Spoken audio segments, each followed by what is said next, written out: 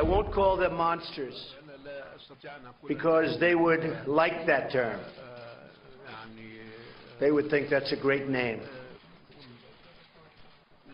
I will call them, from now on, losers, because that's what they are. They're losers.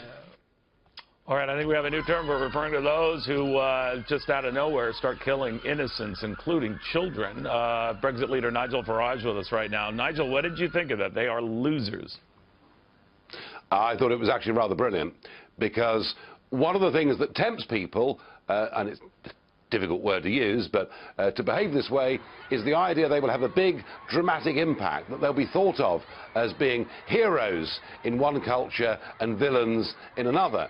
And the idea that they're losers, no, I like that. I mean, to be honest with you, from the speech he gave in Riyadh the other day, where he was absolutely clear, he said to 50 leaders from across the Middle East and the Muslim world, you know, drive out from your places of worship those that commit evil, to the use of the word losers. I think Trump is leading this agenda and doing it very well indeed.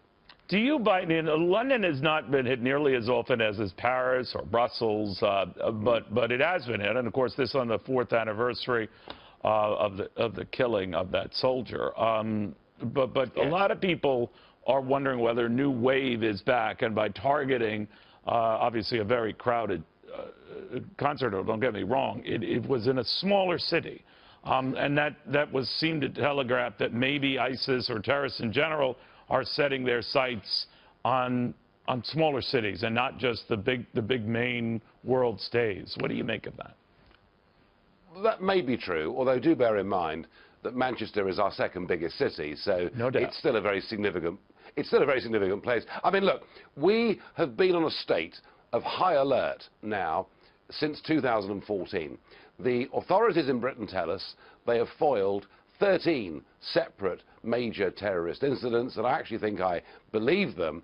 We've been comparatively lucky compared to France, compared to Belgium. We have 3,500 people on our suspect terrorist list in this country. The Belgians have 18,500 on their list. And I'm not going to bring any joy from what happened in this country yesterday, but we have not had the untrammeled free flow of people across the Mediterranean into our country. The big question we've got to ask, and normally, Neil, when we discuss this, we talk about immigration, but actually the debate today is a different one.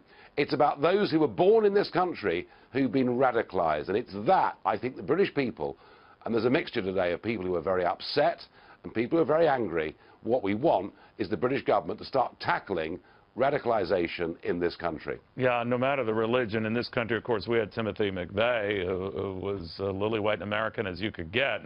So these things happen, but I'm wondering, in this case, the guy behind this attack was fingered by authorities and on their radar, and we keep hearing this. I'm just curious, what do you think should be done? And in our country, what happens is, well, we had nothing to hold them on, in other words, and then we have to let them go, or we don't even pursue it. What do you do? Well, both the USA and the UK have a legal tradition going back to Magna Carta, where we have the presumption of innocence before guilt. Now, there are some voices today in England, in the UK, saying, let's take the 3,500 suspects, let's round them up, and let's put them in a camp. But, to do that in any European country, it's just got too many shades of the 1930s. I think we're going to have to go on investing money in our security services. I think we're going to have some resolve to stop radicalisation happening in prisons and schools and places where the government really should be in charge. And we're going to have an absolutely rigorous immigration policy to make sure we're not adding to the problem that already exists. Nigel Farage, thank you very much.